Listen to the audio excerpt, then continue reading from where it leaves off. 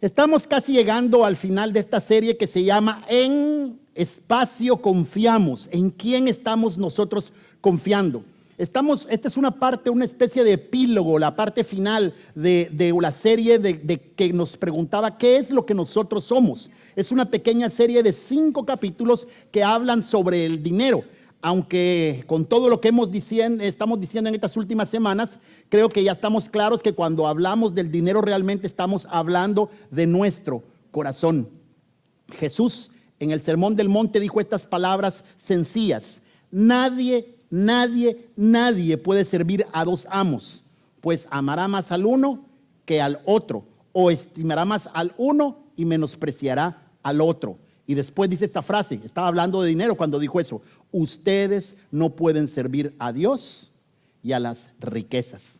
Esta mención de Jesús está situada en un pequeño discurso donde nos habla de todo lo que buscamos en este mundo. Todo lo que tratemos de buscar en este mundo es pasajero. No importa qué consigamos en este mundo, fama, dinero, lo que sea que tengamos, todo es pasajero. No significa que sea malo, simplemente es pasajero, y eso hay que tenerlo en mente, porque hay cosas que son más importantes, hay cosas que trascienden hasta la eternidad. Lastimosamente, cuando nosotros ponemos nuestros ojos en las cosas terrenas, nuestra visión se nubla, perdemos el norte, y en vez de tener el dinero como una herramienta, el dinero se convierte en nuestro amo. Y aquí viene la sentencia de Jesucristo: nadie puede tener 2 amos, o sirve a Dios o se dedica a acumular riquezas. La invitación que hemos estado dando en estos domingos es que seamos sabios y que escojamos lo que vale la pena, que nosotros sirvamos al Dios eterno. Y si queremos servir a cualquier otra cosa pasajera, esas cosas van a desaparecer. Para esta mañana les voy a pedir que abran sus Biblias en Malaquías capítulo 3. Es un pasaje bien famoso, pero hoy creo que vamos a intentar darle una vuelta para que entendamos un poquito de qué trata esto. Malaquías capítulo 3, versos del 6 al 12. Y dice así la palabra de Dios: hijos de Jacob, yo soy el Señor, yo no cambio. Por eso ustedes no han sido consumidos. Desde los días de sus antepasados no se han sometido a mis leyes, sino que se han apartado de ellas. Pero si se vuelven a mí, yo me volveré a ustedes. Yo, el Señor de los ejércitos, lo he dicho. Pero ustedes dicen: ¿cómo está eso de que debemos volvernos a ti? ¿Habrá quien pueda robarle a Dios? Pues ustedes me han robado, y sin embargo dicen: ¿cómo está eso de que te hemos robado? Pues me han robado sus diezmos y sus ofrendas. Malditos sean todos ustedes, porque como nación me han robado. Entreguen completo los diezmos en mi tesorería, y habrá alimento en mi templo. Con esto pueden ponerme a prueba. Verán si no les abro las ventanas de los cielos y derramo sobre ustedes abundantes bendiciones. Lo digo yo, el Señor de los ejércitos. Además, reprenderé a esos insectos que todo lo devoran, para que no destruyan los productos de la tierra, ni dejen sin uvas a sus viñedos. Lo digo yo, el Señor de los ejércitos. Todas las naciones dirán que ustedes son bienaventurados, porque serán una nación envidiable. Lo digo yo, el Señor de los ejércitos. Oremos. Gracias te damos, Padre, en esta mañana, porque podemos abrir tu palabra. Padre, te pedimos que como lo hacemos todos los domingos, no sea nuestra sabiduría la que nos ayude a entender esto, Padre, sino que sea tu Espíritu Santo el que hable a nuestros corazones, que al entender tu palabra la atesoremos, la guardemos en nuestro corazón, pero sobre todo que al salir de este lugar vivamos por tu palabra. Yo te ruego también, Padre, por mí, para que al abrir mi boca yo pueda hablar con denuedo y valentía el misterio del Evangelio de Jesucristo, quien es nuestro Señor y nuestro Salvador. Amén. Amén. Malaquías es uno de los profetas menores. Les llamamos profetas menores no porque sean menos importantes que los profetas mayores. Les llamamos profetas menores porque ellos escribieron poquito. Juntos los 12 profetas menores, son 12 los profetas menores, juntos los 12 profetas menores hacen más o menos el volumen completo del libro de Isaías. O sea, 12 libros juntos hacen más o menos el volumen de un solo libro. Malaquías tuvo su ministerio, este profeta, el que está hablando, tuvo su ministerio después de la historia que también revisamos aquí hace varias semanas del libro de Nehemías. Ahí fue donde estuvo Malaquías ejerciendo su ministerio como profeta, después de la vida de Nehemías. Esos tiempos fueron especiales para el pueblo de Israel. Recordarán que ellos fueron liberados de su exilio de Babilonia. Recuerdan que estuvieron presos en Babilonia por mucho tiempo. Y ese acontecimiento, cuando por fin los liberaron de Babilonia, les abrió la esperanza a esos judíos de que iban a poder pronto restablecer el reino. Ellos esperaban el reino. Se recuerdan que después de David, después de Salomón precisamente, el reino se dividió y ya no hubo rey realmente sobre todo Israel. Se partieron en pedazos, luego se los llevaron cautivos los babilonios, los asirios, y no tenían más reino. Y entonces cuando por fin los liberan, ellos dicen: por fin tendremos nosotros el reino de nuevo. De hecho, para muchos de ellos ya había empezado el reinado de nuevo, solamente faltaba el Mesías prometido. Y sin embargo, esa espera a veces se hacía larga. ¿Cuándo vendrá el Mesías? Esa era la pregunta que tenían los israelitas de ese tiempo. Y cuando la espera se hace larga, perdían el norte, perdían la esperanza de lo que ellos tenían y terminaban alejándose de Dios. Así que aunque estemos nosotros separados por casi 2500 años, más o menos esa es la distancia de la historia esta de Malaquías a donde estamos nosotros, más de 2500 años, tenemos cosas en común con el pueblo de Israel de esa época. Porque nosotros también estamos en medio de dos tiempos. Nosotros estamos en el tiempo después de que vino nuestro Señor Jesucristo y murió en la cruz del Calvario, pero estamos esperando que nuestro Señor Jesucristo venga otra vez y establezca su reino por siempre. La palabra de Dios dice al final que llegará el tiempo en que Cristo Jesús vendrá a este mundo y todo lo que está torcido lo enderezará. La muerte no existirá más, el dolor no existirá más, los problemas que nosotros tenemos cotidianos no existirán más. Pero la espera a veces se nos hace larga. ¿Y cuándo viene? Y mientras viene, la cuestión se nos pone difícil.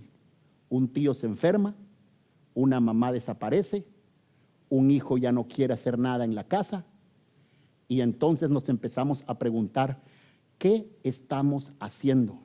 Y la esperanza y los dolores y los desaciertos nos ponen inquietos a nosotros, y nos parece entonces que Dios no está con nosotros más.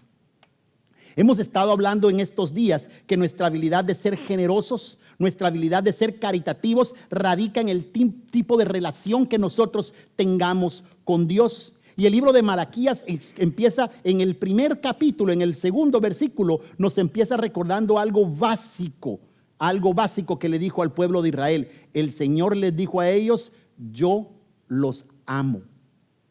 Yo los amo. Eso fue todo lo que dijo el Dios en ese versículo. Y esa es la base del pacto de Dios con Israel, y también es la base de la relación que tenemos nosotros como iglesia con Dios. Es el amor incondicional de Dios. Es decir, Dios nos ama siempre a pesar de los pesares, a pesar de lo que nosotros hacemos, a pesar de lo que nosotros no hacemos, a pesar de las circunstancias, a pesar de los problemas. Esa es una constante que no debe salir nunca de nuestra cabeza. Dios nos ama.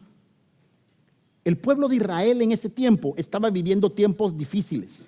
Ya las murallas de la ciudad habían sido concluidas. Ustedes se recuerdan la historia de Nehemías. Ya tenían un gobernante que era israelita. Durante mucho tiempo tenían a alguien que les imponían. Ahora les habían puesto por fin a un gobernante que era israelita. Pero aún seguían estando bajo el dominio de un emperador que no era de ellos.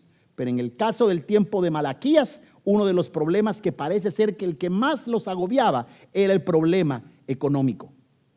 Tenía mucha gente, muchos problemas de dinero. Tenemos que ser sinceros todos nosotros también. Cuando la economía va mal, es fácil pensar que Dios no está con nosotros, que Dios se ha olvidado de nosotros.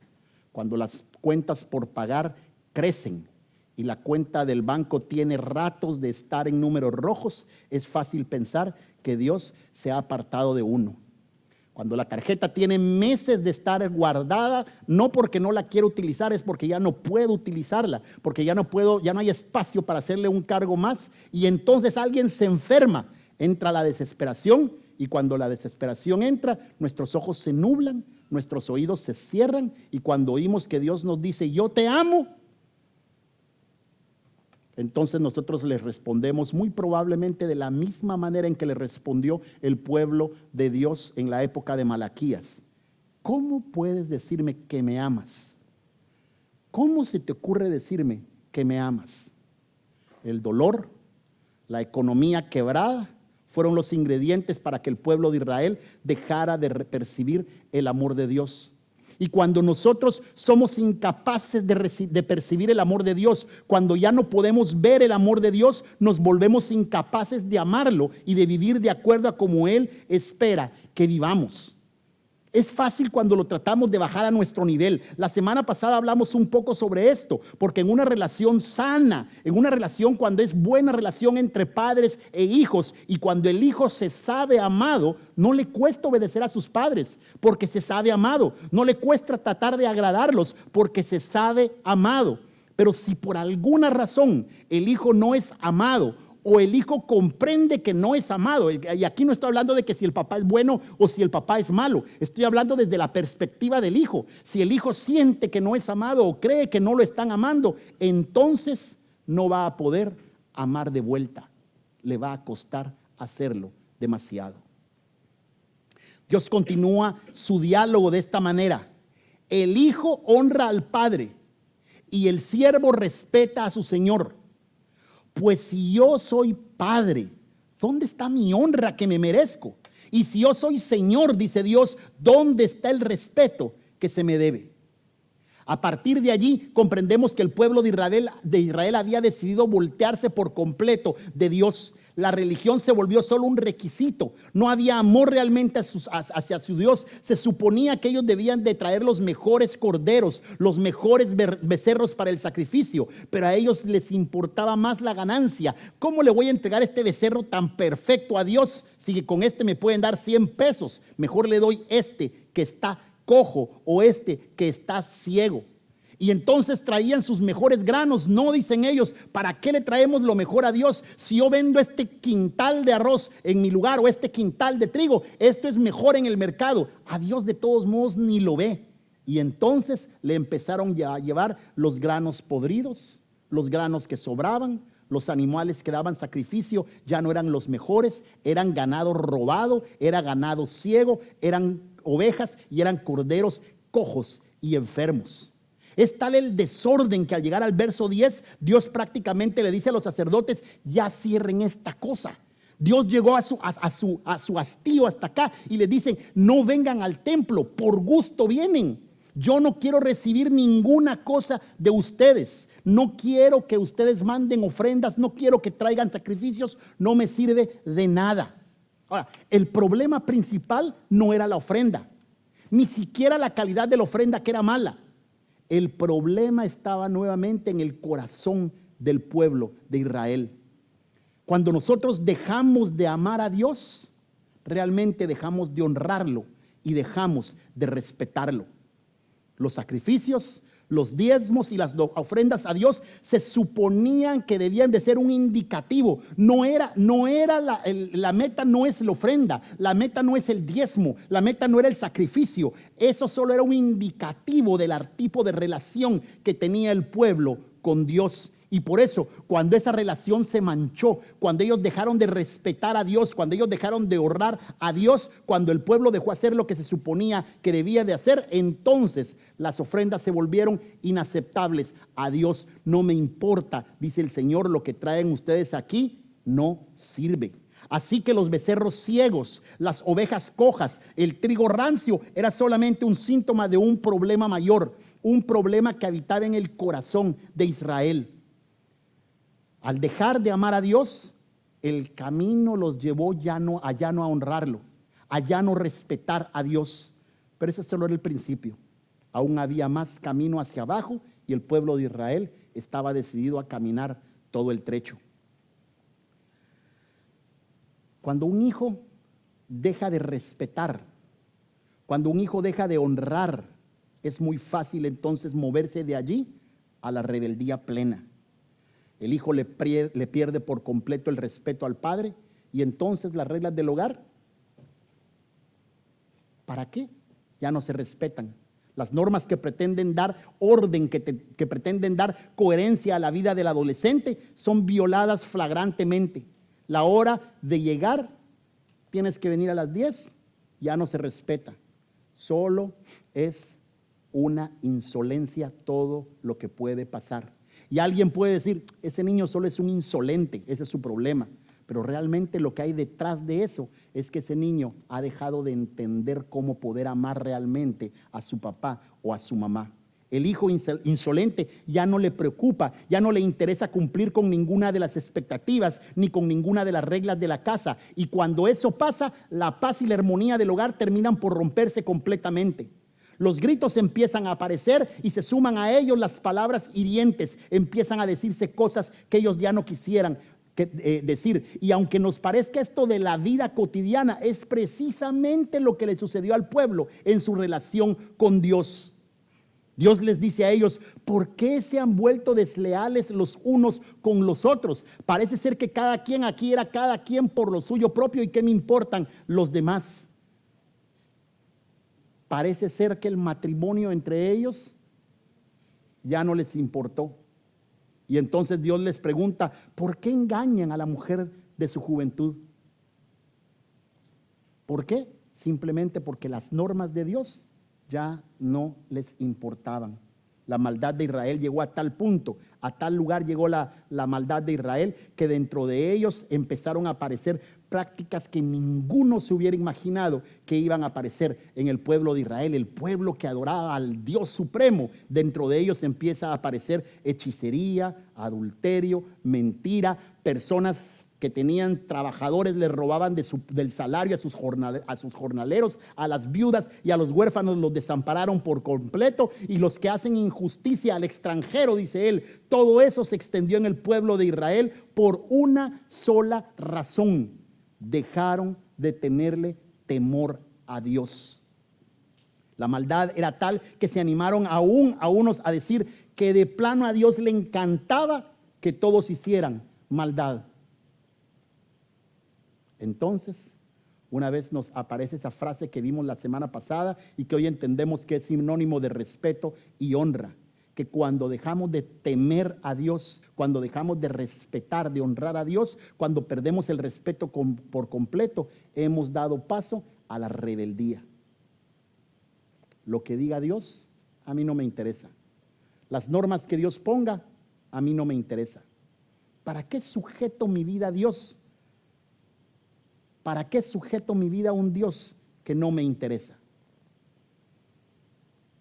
Pero saben, aunque el pueblo de Israel llegó a ese nivel de rebeldía y se habían desatendido por completo de Dios, el pueblo de Dios había hecho todo para enojar a Dios, y que vaya que lo lograron, de tal manera que en las palabras hoy humanas nosotros podríamos decir que le habían colmado la paciencia a Dios. Dios les dice al pueblo, hijos de Jacob, yo soy el Señor, yo no cambio. Es como cuando la mamá le dice al niño, mira, solo porque soy tu mamá. Vemos lo que Dios le está diciendo al pueblo de Israel, solo porque soy tu mamá, si no aquí te mato. Dios está diciendo eso. Es tal el dolor que tiene Dios en su corazón que les dice, debería de destruirlos, pero no lo hago simplemente porque los amo. Estos son momentos en que la misericordia de Dios, el amor de Dios se muestran en todo su esplendor. En el Nuevo Testamento, cuando nosotros vamos a lo que habla Pedro, nosotros podemos entender un poquito también. Él dice, el Señor no se tarda para cumplir su promesa. Hemos estado diciendo que Cristo viene, pero ¿cuándo viene? Y él dice, no es que el Señor no vaya a venir, Él va a venir y vendrá pronto, como algunos piensan, sino que les tiene paciencia y no quiere que ninguno se pierda, sino que todos se vuelvan a Dios. El día de hoy, Dios sigue teniendo la misma misericordia que que tenía para el pueblo de Israel. Y por eso nos invita de la misma manera que al pueblo de Israel, a través de la voz de Malaquías, a que nos volvamos a Él, que volvamos de nuestra rebeldía, que regresemos al punto de origen, que volvamos a honrar a nuestro Padre, que volvamos a honrar a nuestro Señor, que volvamos a respetar a Dios. En el Nuevo Testamento el llamamiento es exactamente el mismo. Les dice: arrepiéntanse y vuélvanse a Dios para que sus pecados les sean perdonados. Ahora sí empiezo con el pasaje del sermón. Una acusación más sale entonces de la boca de Dios cuando les dice: no es fácil que alguien me robe, sin embargo ustedes me han robado. Me han robado porque han dejado de darme el diezmo y las ofrendas. Todos ustedes me han robado, repite Dios, y luego termina: traigan a mi templo sus diezmos, échenlos en el cofre de las ofrendas, así no les faltará alimento. Pónganme a prueba con esto. Yo soy el Dios Todopoderoso y les juro que así lo haré.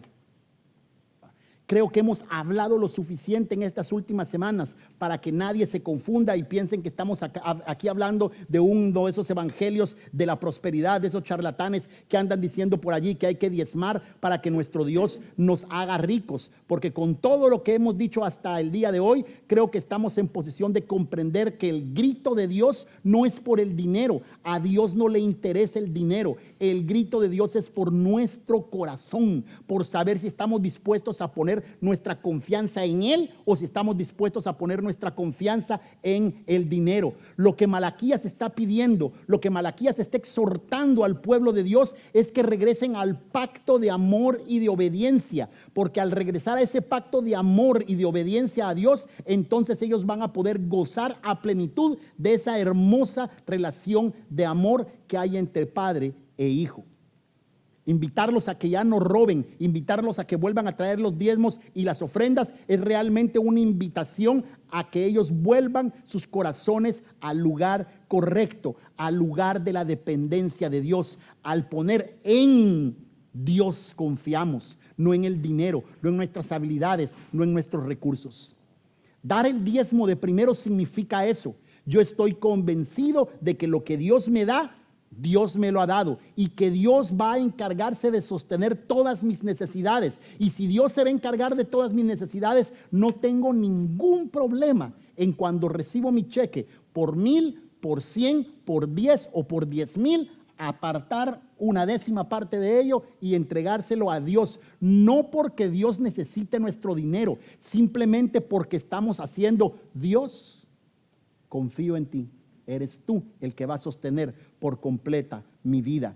El lugar correcto a donde Él nos llama es que aprendamos a dependernos de Dios, a que dejemos de poner nuestros ojos en los afanes de este mundo y que aprendamos a poner nuestros ojos en Él. Es el mismo mensaje que Jesús nos dio cuando estaba en la tierra. Dijo: no vivan pensando en qué van a comer, no vivan pensando en qué van a beber o en qué ropa se van a poner. La vida no consiste solamente en comer. La vida no consiste solamente en la ropa. Dios creó al cuerpo no solo para que lo vistan. Miren a los pajaritos que vuelan por el aire, dijo el Señor Jesucristo. Ellos no siembran, ellos no cosechan, ellos no guardan semillas en graneros, y sin embargo Dios, el Padre que está en el cielo, Él les da todo lo que necesitan. Por favor, dice Jesucristo, ustedes son más importantes que los pajaritos del cielo. ¿Creen ustedes que por preocuparse vivirán un día más? Aprendan de las flores que están en el campo. Ellas no trabajan para hacerse sus vestidos. Sin embargo, les aseguro que ni el rey Salomón se vistió tan bien como ellas, aunque tuvo muchas riquezas. Si Dios hace tan hermosas las flores que viven tan poco tiempo, ¿acaso no Dios lo hará por ustedes? Veo que todavía no han aprendido a confiar en Dios. Y Jesucristo sigue diciendo: ya no se preocupen por lo que van a comer, o por lo que van a beber, o por la ropa que se van a poner. Solo los que no conocen a Dios se preocupan de eso. Ustedes tienen como Padre a Dios que está en el cielo, y Él sabe que ustedes lo necesitan. Y entonces esta frase hermosa de Cristo, lo más importante es que reconozcamos a Dios como único Rey y que hagamos lo que Él nos pide. Y entonces Dios nos dará a su tiempo todo lo que nosotros necesitemos. Así que no nos preocupemos por el mañana, ya tendremos tiempo para esto. Recordemos que ya hay suficientes problemas cada día. Y así termina Jesucristo su sermón. El Señor Jesús nos llama de la misma manera en que llamó al pueblo de Israel en tiempos de Malaquías, que primero y antes que todas las cosas nosotros traigamos nuestros corazones delante de Dios. De nada sirve nuestra billetera, de nada sirven nuestros recursos, de nada sirve todo eso si antes no nos hemos rendido nosotros por completo delante de Dios. Lo que Él nos llama es que nos arrepintamos y hemos puesto nuestros ojos en algo que es terrenal. Si lo más importante para nosotros es otra cosa, nos debemos de voltear a hacer lo más importante, que es amar, reconocer a Dios como nuestro único Rey y rendir nuestra vida a Él por siempre. ¿Qué significa rendir nuestra vida a Dios? ¿Qué significa rendirle todo lo que tenemos a Dios? Es decirle precisamente que Él es el que gobierna en mi casa, Él es el que gobierna en mi trabajo, Él es el que gobierna en mis relaciones personales, Él es el que gobierna en mi chequera y Él es el que gobierna en mi tarjeta de crédito. Es decir, a Él le consulto porque Él es el Señor. Y cuando hagamos eso, cuando lo amemos con todo nuestro corazón, cuando el Señor sea el que sea el Señor de nuestra vida, les prometo que nadie va a tener que decirnos nunca que traigamos nuestros diezmos y que traigamos nuestras ofrendas delante del Dios, porque nosotros vamos a estar dando mucho más que ello. Vamos a estar entregando nuestras vidas y vamos a entregar todos nuestros talentos y todos nuestros recursos para la gloria de Dios, y no un 10%, y no un 6%, y no un 11%. Porque entenderemos que es nuestra vida la que le pertenece a Él, es nuestra familia la que le pertenece a Él, es todos nuestros recursos le pertenecen a Él, y solo tenemos la gran bendición de que de los recursos que Él nos da, nos permite vivir a nosotros. Y mientras más aprendamos a darle a Él, otras personas también van a poder gozar de ello. De eso se trata. De eso se trata entonces nuestros diezmos y nuestras ofrendas, que nos traigamos primeramente nosotros delante de Dios. Lo demás vendrá por añadidura, dice Cristo Jesús. Oremos. Padre Santo, te damos gracias en esta mañana, porque el llamado con el que terminamos en esta semana y con que terminamos esta pequeña serie es el mismo. No es nuestro dinero, no son nuestros diezmos, no son nuestros recursos los que tú estás detrás, es nuestro corazón, es nuestra vida. Tú pides que nosotros vengamos delante de ti, nos arrepintamos de lo que hemos hecho y que te pongamos a ti como jefe en todas las áreas de nuestra vida. Es más, ni siquiera como jefe. Tú antes de irte dijiste, ya no los llamo yo a ustedes otra cosa que no sean amigos. Tú nos llamas a que entremos en una relación de amistad contigo, Padre Santo. Gracias por ello, porque en Cristo Jesús nos has abierto la puerta para que esta relación sea perfecta. Yo no quiero terminar de orar, señores, señoritas, sin antes preguntarle a si alguno de ustedes no ha depositado su confianza por completo en Cristo Jesús, que hoy lo haga. Yo no necesito ver manos levantadas, porque la verdad es que es una decisión entre usted y Dios. Pero si no lo ha hecho, voy a darle unos segundos para que ahí solito en su lugar le diga a Dios: Padre Santo, perdón si he puesto mis ojos en cualquier otra cosa que no sea a ti. A veces ponemos nuestros ojos en las riquezas, que es normal. A veces ponemos nuestros ojos en nuestra familia, en nuestro trabajo, en nuestra profesión, cuando lo que tú pides es que pongamos los ojos siempre en ti. Y entonces todas estas cosas tú las entregarás por añadidura. Perdónanos por ello, pero al mismo tiempo nos das con promesa esta alegre y hermosa frase, que tú nos amas, sin importar qué, cómo, cuándo, lo que hemos hecho, dónde estemos en este momento. Tú nos amas, y por eso nos acercamos a ti y te decimos: Padre Santo, perdónanos y ayúdanos a vivir confiando solamente en ti antes que en todas las